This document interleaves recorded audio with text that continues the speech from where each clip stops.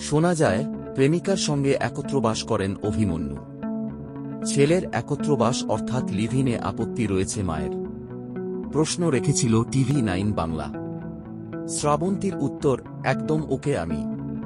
ছেলে লিভ-ইন করুক যাই করুক আমার আপত্তি থাকবে কেন। খুব ছোট বয়সেই বিয়ে করেছিলেন শ্রাবন্তী চট্টোপাধ্যায়। পরিচালক রাজীব কুমার বিশ্বাস তাঁর প্রথম স্বামী। এরপর একটা লম্বা স্ট্রাগল। কোলে আসে অভিমন্যু চট্টোপাধ্যায় ওরফে ঝিনুক, শ্রাবন্তীর একমাত্র সন্তান। তবে রাজীবের সঙ্গে সম্পর্ক টেকেনি তাঁর। স্বামীর সঙ্গে বিচ্ছেদ হয়ে গেলেও অভিমন্যু কিন্তু মায়ের কাছেই মানুষ হয়েছেন। কাজ, সংসার, সন্তান একা হাতেই সামলেছেন শ্রাবন্তী। ছেলে বড় হয়েছে, বেশ কিছু বছর ধরে সম্পর্কেও রয়েছে সে। অতীতে বহুবার বহু সাক্ষাৎকারেই শ্রাবন্তী জানিয়েছেন, তার সন্তান তার বন্ধুর মতো। জীবনে যাবতীয় খুঁটিনাটি সিক্রেট মায়ের সঙ্গেই শেয়ার করেন তিনি।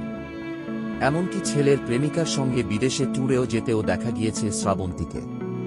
শোনা যায়, প্রেমিকার সঙ্গে একত্রবাস করেন অভিমন্যু।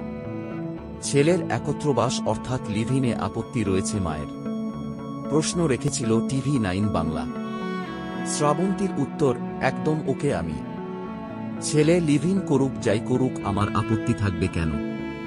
জীবন একটাই, তাই যেটাতে ভালো থাকে সেটাই করা উচিত বলে আমি মনে করি। ছেলে কি হবেন এই নিয়ে তাকে প্রশ্ন করতেই শ্রাবন্তী বলেছিলেন, ও যা চায়, যেটা হতে চায়, জানিয়ে এগোতে চায় ভবিষ্যতে, সবেতেই সম্মতি আছে তার।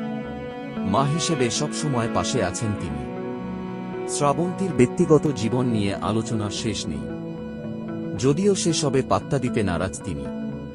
শুভ্রজিৎ মিত্রের পরিচালনায় শেষ করেছেন দেবী চৌধুরানীর শুটিং।